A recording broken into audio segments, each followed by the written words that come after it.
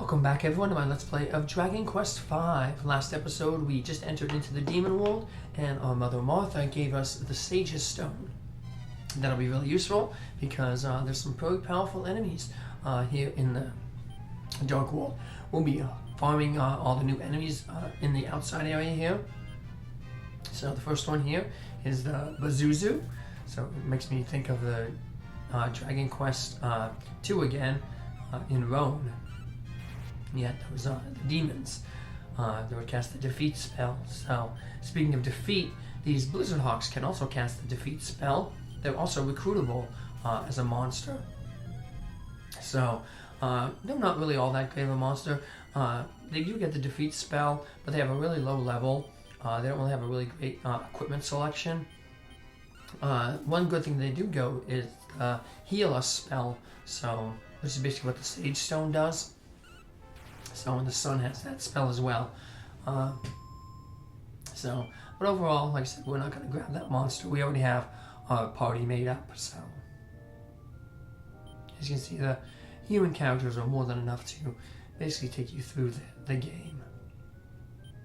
So, I'm going to change the party up here just a little bit. It doesn't really matter who we have in our party now. Everybody's going to gain experience because the wagon's with us. So. I just had Barong. I already gave him the Sage's Stone earlier, and you know, I'll be probably using the Hero and Cosmo and Harriet later on. So get everybody else a little bit of a moment in the spotlight. So here's another new enemy that we could actually recruit, the attack bot. They don't have any skills, but they have good equipment selection. They can equip all the Metal King equipment. And they have high attack power, so they're potentially, like I said, much better, like Brownie.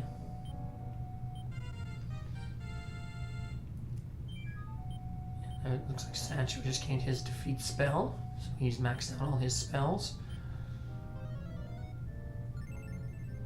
We won't be doing any real level grinding here at first, because we're going to have to go through the final dungeon twice. You can go through the final dungeon once, but after you defeat the game, your last save file, if you select that, then you can use the bonus dungeon. But if you don't save after going through the first dungeon, getting all that equipment, you'll have to go through the final dungeon anyway again to get all that equipment again. So what I'll probably end up doing is just basically going through the final dungeon, getting all the equipment, outsiding, and then coming back here, saving, and then going through again. So that way, when I play the file for the bonus dungeon, I don't have to go through the final dungeon again to get all that good equipment. So we were in the final town, Shahana, and basically we learned that it's basically populated by monsters that I guess have turned good. And as a reward for turning good, Martha, our mother, is helping them turn into human beings. So sadly, the inn is kind of on the outside of town here, so it'll take a while, like when we're healing up, to be going back and forth to heal in here when we actually do level grinding. Also on the outskirts is the final Kandor henchman, and he has a treasure called the Sands of Time. Similar to the Sands of Time in the Hour of Regression, in Dragon Quest IV. It basically returns the battle to the first round again. So I guess it's good for, like, so you're fighting these Metal King enemies that we'll run into in the final dungeon. They give like 30,000 experience if they run away in the first round, and there's other monsters there. You can use the sands to start the battle, hopefully maybe defeat them before they run away. Here's our last, like I said, Kandor henchman. We've got pretty good at fighting them. So you take this guy out, and then you get there's Sancho going on with that Demon Hammer. I said it has a 1/3 chance to critical hit, 1/3 chance to regular hit, 1/3 chance to miss. Critical hit is very good for fighting those king metals that I just talked about. And we get another treasure chest. And then we can just step outside here and head back into the town to explore the main part of the town. Oh, you can't go see those trees there block you from going to the right immediately here, so you have to go all the way around to get that treasure. Alright, let's head on into the main section of the town here. This is the city of Johanna. It's the only city that exists in the dark underworld. It's spelled differently though, like when you save the game. Young one, you must be surprised to find a city like this and here in all places. The water that surrounds this place is the sacred water that was brought for us from the surface by Lady Martha. She is the savior of this city. I wonder how long Lady Martha will be able to hold the great demon lord at bay. Even to speak, Lady Martha's spark of life grows weaker and weaker with each passing day. Oh, there must be someone who can help. That'll be us, Lady Martha's child. Monster Gramps is here, so you can always switch out monsters. I said there's quite a few monsters that we can pick up here in the Dark World. The Honorable Great Demon Lord lives on the peak of the Eagle Mountain north of the city. He is great and reigns supreme. Even the legendary hero's power cannot defeat the Great Demon Lord. I may become human, but even I still respect the power of the Demon King. So, there's a few decent things, equipment upgrades for our characters here. The big bow gun is pretty good for Sancho, but I want to keep that thing for farming the Metal Kings. Staff of Revival is a good staff. We'll pick up that for Harriet because Bianca's using the fairy sword. The flame boomerang is kind of like the best, one of the best weapons I guess for Slaylin. Hits all the enemies. I do have that Metal King sword that I got from Cheese in the Casino, but I'm not going to use anything that I got from Cheese in the Casino. I just got it just for completionist sake. So we're going to spend a lot of money here on weapons, which is a shame because there's a lot of good defensive equipment that we can get here as well. But we'll get that as we won't have to get all that defense equipment because some of that defense equipment that I have lined up for the shop will be outclassed by some of the stuff we get in the final dungeon. What nod do you have? Do you have the pensions come from the surface? That'd be hardly possible. Most likely, Maiden Martha's soul has freed you from an evil spirit. Good luck on becoming a great human being. This guy was actually a demon priest. He's become a better, well-rounded individual. See, he's gotten fatter around the waist. Little pun there. Like I said, in the original Japanese translation, there's a lot of puns that they kind of remake in the remake versions. So we have a depository, which is good. We can put some items in here that we're no longer going to use anymore. And then to the right, the man in red, he has an item shop. We're going to be buying 6 elven amulets from him, one for all of our characters. Well, we get 7 because we have 8 characters. We only have 1 though from the Emblem Cave. So, and then above that, in that room above, is the armor store. Some things you want to get at the armor store. You want to get Shield of Reflections for Bean, Harriet, Slaylin. Great Helms for Bean, Pippin, Sancho, and Barongo. Mirror armor for Pippin.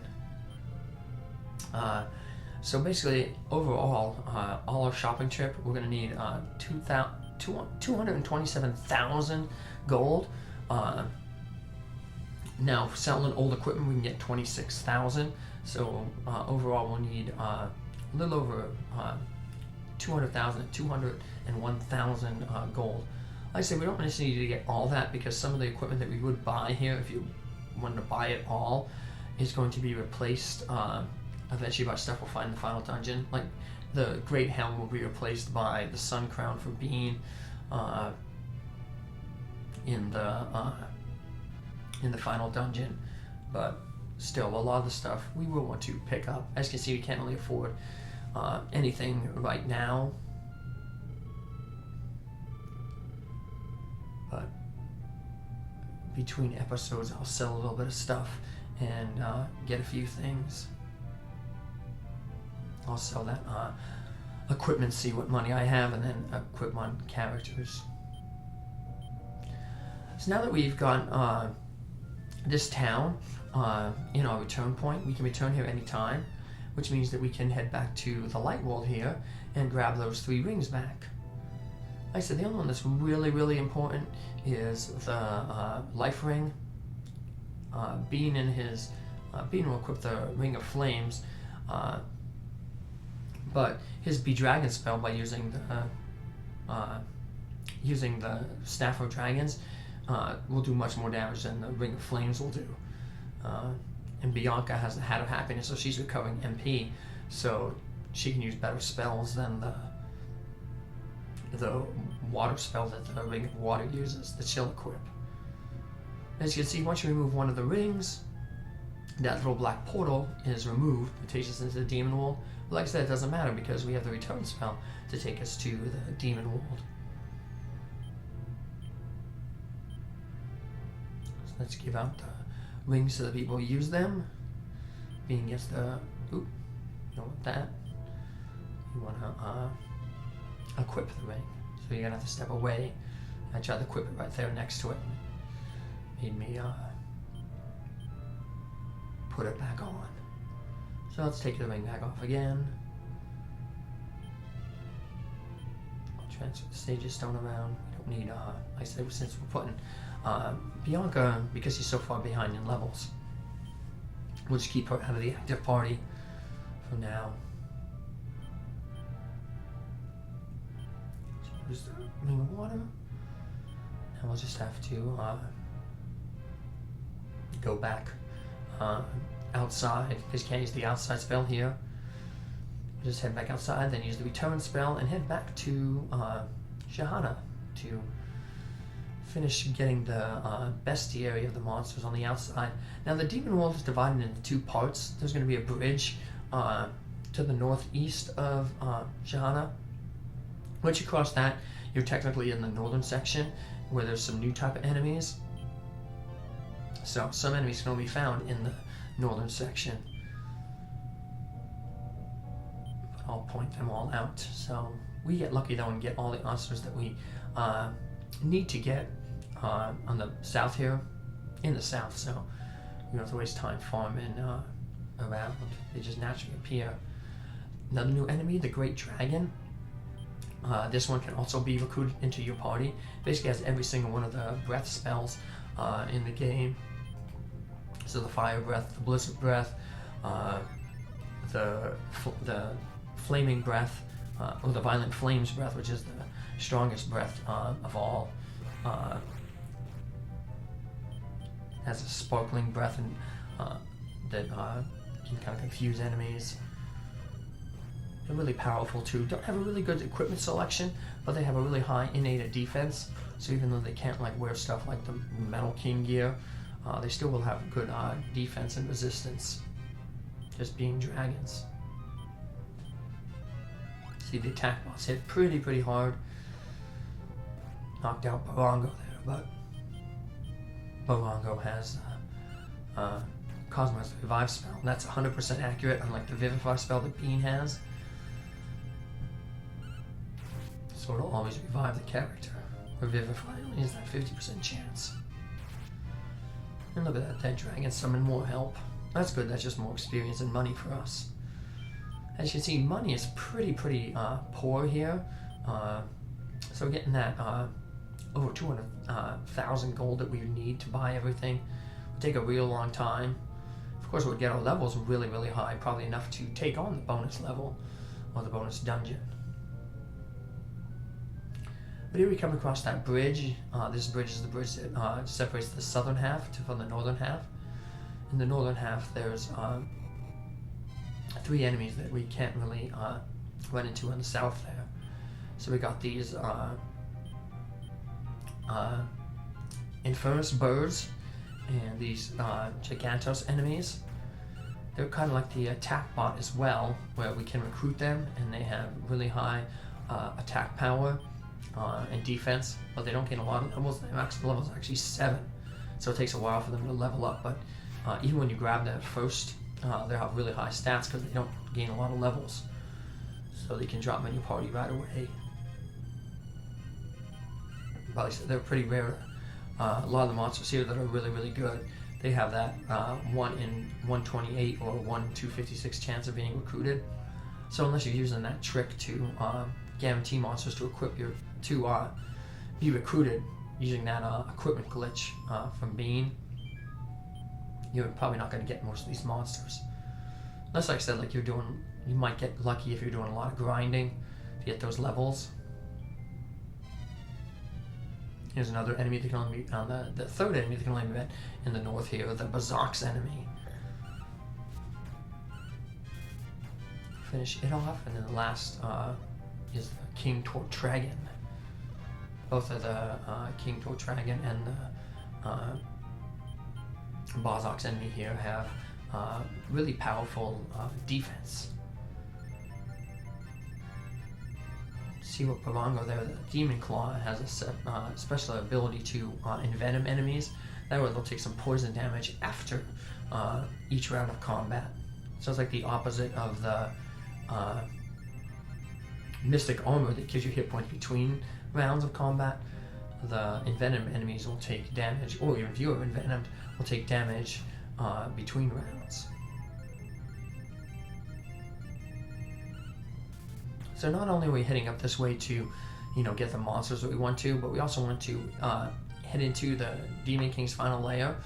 We're only heading in there just because now it becomes a return point. So we can heal ourselves up at the inn and then warp right back here. Not have to worry about doing that short trek. So it'll just save us some hit points and time, resources. Those in front of us birds again. We'll get those stats on them this time. Once you take them out. Here we go.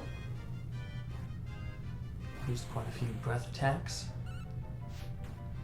There's King Tortragons that we still have to run into. They're the really annoying enemies. Like I said, they have really good defense, and they use a thunder type spell, which really, really hurts. That's the thunder spell that we want to eventually get on Barongo at level 40. So we actually get it going through the final dungeon the first time.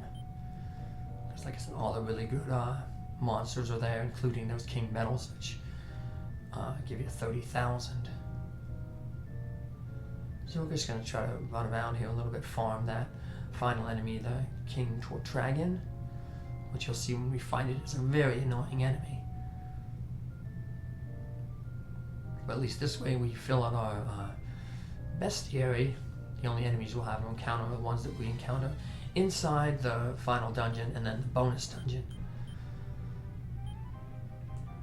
Like I said, the bonus dungeon is found when you, after you defeat the game, you basically go to the final dungeon, Evil Mountain, and just head south.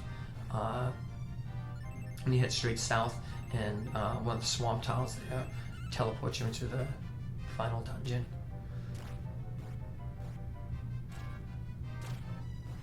And you see this very powerful lightning attack that they're using. So have to have our characters cast some heal-all spells. Bean and Cosmo will stay on the offensive because he has a decent amount of hit points left. There's the Iron Eyes and Bounce spell. Once again, Bounce will reflect all spell damage back to you. Iron Eyes means you can't hurt that enemy that's Iron Eyes. So whenever a character uses, or an enemy uses those spells, we'll just have Cosmo use the Zenithian Sword that removes all the enemy's buffs. Barongo also has that spell that he learned recently, the Freezing Ray, which removes the same thing as the Zenithian Sword does. So you have actually two characters who can take away enemy buffs in Barongo and Cosmo. And there we go, we've taken out that enemy. Now we can warp back to Shahana here. You see Evil Mountain is now on a return list. And we're just going to see what equipment we can buy with a little bit of money that we did get there from those attacking. And like I said, we can save our game here and prepare to take on the Evil Mountain. Let's see what we got here. Like I said, selling a whole bunch of stuff will get us quite a bit of equipment. The Angel Leotard, we want that for Bianca. That'll be her final equipment. We can sell that Spear of Zeus and the Dress of Radiance. Like I said, even selling all the old equipment that we're replacing won't give us enough to buy what we need here. No, but we will buy just a little bit. So, too bad Bianca couldn't get that shield of reflection either. She's stuck with a very, very weak shield in the scale shield.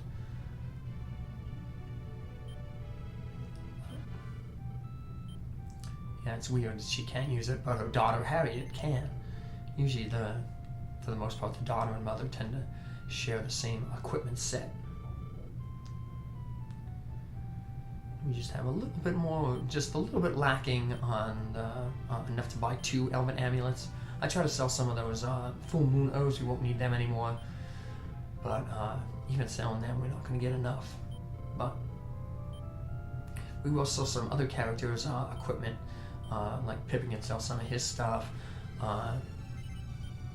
And afford some new armor as well, so. But let's just save our game here. And then next time we'll head into the Evil Mountain to start clearing it of its treasure and getting some good gear from that treasure to prevent us from having to buy some stuff here in this area. So thanks for following along. Take care of yourselves. Have a good one. And I'll see you in the next episode where we head into Evil Mountain. Take care. Have a good one. Bye.